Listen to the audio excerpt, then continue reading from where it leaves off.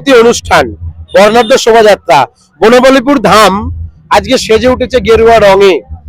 পদযাত্রা বনমালীপুরের আজকে জন্মদিন, আজকের যে শুভ অনুষ্ঠানে আপনাকে আমন্ত্রণ জানানো হয়েছে, আপনি সেখানে আসছেন এবং এই বর্ণাঢ্য মিছিল আপনি হাঁটছেন, কতটা ভালো লাগছে আপনার?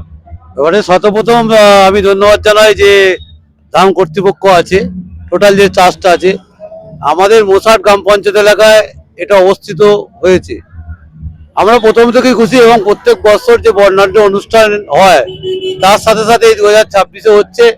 আমি মোসাট গ্রাম পঞ্চায়েতের প্রধান হিসেবে এবং একজন নাগরিক হিসেবে অত্যন্ত খুশি। এলাকার মানুষ আপনারা দেখছেন, মানে মানুষ উজাড় করে এখানে এসেছে। প্রত্যেক মানুষ তারা এই ধামের টানে, এই মন্দিরের টানে যার যতটা ক্ষমতা সে ওনারা সহযোগিতা করেন এবং আজকে সর্বত্র সহযোগিতা করছেন। আমি ফার্স্ট ডে থেকে এখানে আছি, ডে 1 থেকে যখন তৈরি হয়। আমার হাত দিয়ে অনেকটা পারমিশন এখানে হয়েছে, অনেক জমি আমি দুবারের প্রধান। আমার আপনি এখানকার প্রধান, কিন্তু আমরা যতটুকু জানি আপনার এই যে বনমালীপুর এলাকা আপনার জন্য একটা বলা যেতে পারে, আপনি এখান থেকে আপনার রাজনীতি হাতে করি, কি বলবেন? বনমালীপুর রাজনগর মাটি পবিত্র মাটি।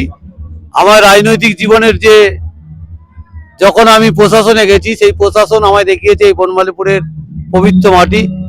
আমি আগেও প্রতিটা সভাতে বলি, এখনো বলছি, আমি আজীবনকাল যতদিন আমি পৃথিবীতে বেঁচে থাকবো এই আজমনগর বনমালীপুরের মানুষকে আমি কোনোদিন বলতে পারবো না।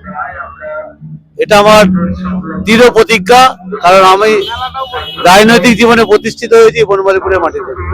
বনমালীপুরের মানুষ আমাকে, প্রত্যেকটা বাড়ির মানুষ চেনে। আমি 20 বছর এখানে আসছি, প্রতিটা বাড়িতে আমার অবাধ দ্বার। আমি যে বাড়িতে যাব আমার জন্য দ্বার খোলা আছে। এখানকার মানুষকে আমি মাথায় তুলে রাখি এবং এদের দায় বিপদে এই পাশে একটা বড় টাকার কাজ আমি শুরু করেছি, দীর্ঘদিনের সমস্যা। এখানে বনমালীপুর ধামের জন্য আপনাদের একটা বনমালীপুর ধামের জন্য বসাট গ্রাম পঞ্চায়েতের একটা অবদান কিন্তু আছে, বা বিডিওর একটা অবদান, যেটা প্রশাসনিক ব্লক ডেভেলপমেন্ট অফিসের একটা অবদান কিন্তু আছে। চারিদিক দিয়ে সেই ডেভেলপমেন্ট কতটা আপনারা সহযোগিতা করতে পেরেছেন?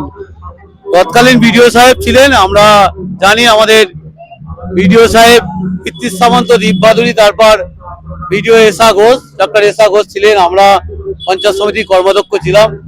তখন থেকেই শুরু হয়েছিল। আমরা আমাদের প্রশাসনিকভাবে, যেমন পঞ্চায়েতের পক্ষ থেকে এনওসি থেকে শুরু করে সমস্ত যা কিছু হয়েছে আমরা 100% বিনা পয়সা করেছি। আমরা যেহেতু এটা একটা ধর্মের ব্যাপার, একটা মন্দিরের ব্যাপার, আমরাও গ্রাম পঞ্চায়েত থেকে সম্পূর্ণ বিনা পয়সা সমস্ত এনওসি আমি নিজে দাঁড়িয়ে থেকে করেছিলাম। বর্তমানে তো আমি নিজে যখন যাচ্ছে সর্বোত্তভাবে সহযোগিতা করছি। আগামী দিনে ব্রহ্মদত্ত ধাম কিন্তু মানুষের পরিপূর্ণ হচ্ছে। আগামী দিনে মানুষ আসছে এখান থেকে, তারা অনেক দূর দূরান্ত থেকে মানুষ আসছেন। এবার এটা আপনার প্রশাসনের জায়গায় থেকে আপনারা কি চিন্তা ভাবনা আছে আগামী দিনে ব্রহ্মদত্ত ধাম নিয়ে? আমি যেটা নিজে ভেবেছি, আমরা ওখানে যে ধামের সামনে ওখানে বড় হাইমাস লাইট গ্রাম পঞ্চায়েতের পক্ষ থেকে কিংবা পঞ্চায়েত সমিতির পক্ষ থেকে লাগাবো আমরা। আমি নিজে ওখানে যেটা চিন্তা ভাবনা করেছি, এলাকার মানুষের সাথে কথা বলে, ধাম কর্তৃপক্ষের সঙ্গে কথা বলে ওখানে একটা কমিউনিটি টয়লেট করে দেবো। অনেক পাবলিক এখানে আসে, কমিউনিটি টয়লেট একটা প্রয়োজন আছে। অনেক মায়েরা, আমার বোনেরা, আমার সন্তান সহ মেয়েরাও সেখানে আসে।